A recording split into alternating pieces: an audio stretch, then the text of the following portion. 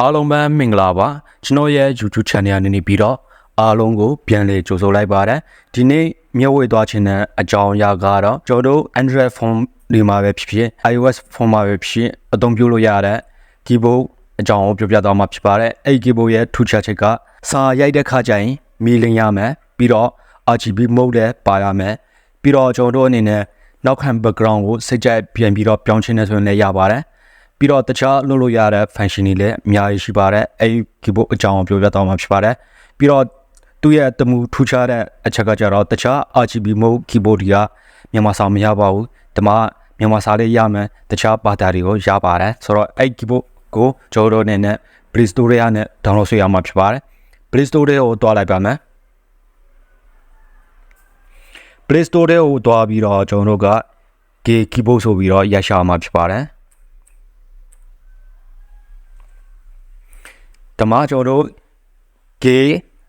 ပုံစံလေးနဲ့ icon ကိုမြင်ရမှာဖြစ်ပါတယ်ဒီ application ကိုထုတ်လုပ်တဲ့လူကကြတော့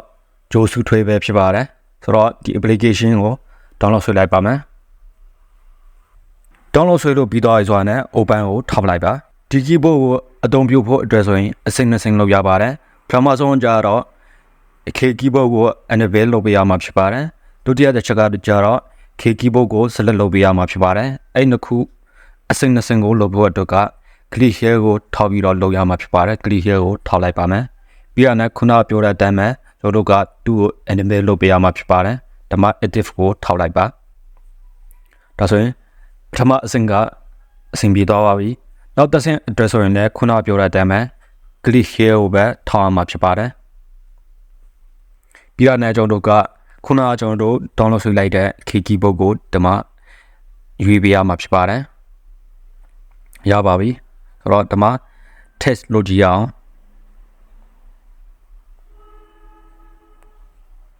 ဒီလိုမျိုးရေးလို့ရပါပြီတကယ်လို့ကျွန်တော်တို့က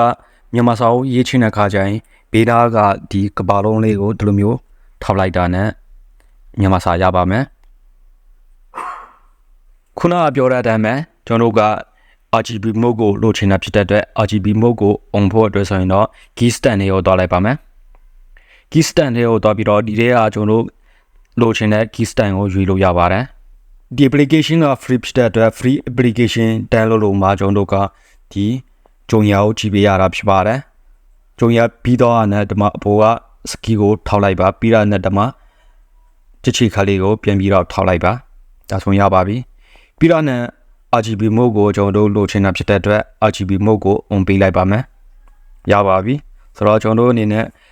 ခုနအတိုင်းပဲစာဆန်းရဲကြီးမှာဖြစ်ပါတယ် text လုပ်ကြီးမှာဖြစ်ပါတယ်ဆိုတော့ text လုပ်ကြည့်ပါမယ်ဒီမှာရပါပြီပြီးရင်ကျွန်တော်တို့ကကိုယ်စကြဖြစ်တဲ့ background ကိုယ့်ရဲ့ချစ်သူပုံမဲ့ဖြစ်မိတ်ဆွေတင်ငယ်ချင်းမိဘပုံမဲ့ဖြစ်ထားခြင်းနဲ့ဆိုရင်တော့ကျွန်တော်တို့က wallpaper ထဲကိုသွားမှာဖြစ်ပါတယ် wallpaper ထဲကိုသွားပြီးတော့ဒီမှာ custom wallpaper ကိုအမှန်ချက်ပေးရမှာဖြစ်ပါတယ်ဆိုတော့သူကပြောထားတာကြတော့ဒီ custom wallpaper နဲ့ RGB mode နဲ့ကိုတွဲပြီးတော့တုံးလို့မရပါဘူးဆိုတော့ RGB keyboard ကိုပိတ်ပေးဖို့လိုပါတယ်ခုနတိုင်းမှာ key stand တွေကိုတွားလိုက်ပါမယ်ပြီးတော့ RGB keyboard ကိုပြန်ပြီးတော့ပိတ်လိုက်ပါမယ်ပြီးတော့ကျွန်တော်တို့ကဒီမှာ wallpaper တွေကိုတွားလိုက်ပါမယ် wallpaper တွေကိုတွားပြီးတော့ custom wallpaper ကိုထောက်လိုက်မယ်ပြီးတော့ကျွန်တော်တို့က clarity ကိုတွားလိုက်ပါမယ်okay ဒါမှအလောင်းကိုထောက်လိုက်ပါမယ်အလောင်းထပ်ပြီးတော့ထောက်ပေးလိုက်ပါမယ် okay ကိုထောက်လိုက်ပါမယ်အဝိုးဆုံးကဒါလေးကိုထောက်လိုက်ပါမယ်ပြီးတော့ gallery ကိုပြန်ပြီးတော့ထောက်လိုက်ပါဒီအားနဲ့နေပြီးတော့ကိုယ်စစ်ချက်ဓာတ်ပုံကိုဒီလိုမျိုးယူလို့ရပါပြီ keyboard နဲ့အနေတိုလေးဖြစ်သွားအောင်ဒီလိုမျိုးပြန်ပြီးတော့ပြင်ပေးလိုက်ပါ save ကိုထောက်ပြီးတော့ဒီလိုမျိုးရပါပြီသူ့ရဲ့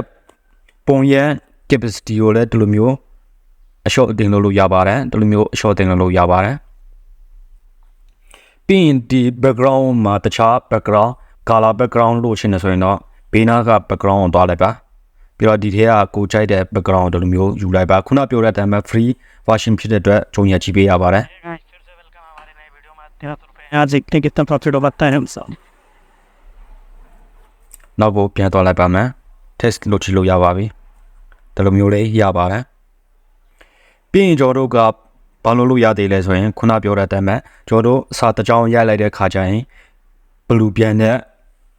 affiliate လို့ရှင်းနေဆိုရင်တော့ရပါတယ်ပြီးတော့ကျွန်တော်ဒီ wallpaper တွေကိုအကုန်ပြန်ပြီးတော့ပိတ်ပေးလိုက်ပါမယ် RGB mode ကိုကျွန်တော်ကတုံးပြတ်သွားပါမယ်ဆိုတော့ key stand တွေကိုတွားလိုက်မယ် RGB mode ကိုပြန်ပြီးတော့ on ပေးလိုက်ပါမယ်ဒီထဲကကျွန်တော်ကြိုက်တဲ့ key stand ကိုကျွန်တော်ယူလိုက်ပါပြီပြီးတော့ဒီမှာဘေးနာက key stand ဘေးနာက key effect ဆိုတာရှိပါတယ် key effect တွေကိုတွားလိုက်ပါ key effect တွေကနေပြီးတော့ဒီမှာ stand key effect ဆိုတာရှိပါတယ်အဲ့ဒါလေးကို on ပေးလိုက်ပါပြီးတော့ကိုကြိုက်တဲ့ effect ပုံစံလေး emoji လေးကိုယူလိုက်ပါဒါဆိုရင် text လို့ကြည့်အောင်ဒီမှာစာရိုက်လိုက်တာနဲ့ဒီမှာဒီပုံလေးထွက်လာပါတယ်ပြီးတော့နဲ့ key stand ဘေးနာကပဲကျွန်တော်တို့က key color ဆိုတာရှိပါတယ်ဒီ key color ကိုလည်းပြန်ပြီးတော့ပြောင်းလို့ရပါတယ် stand key color ကိုပြန်ပြီးတော့တွားလိုက်မယ်ဒီထဲကကျွန်တော်တို့ key color ကိုကြိုက်တဲ့ stand ကိုပြန်ပြီးတော့ပြောင်းလို့ရပါတယ်ဒီမှာဒီလိုမျိုးပြောင်းလို့ရပါတယ်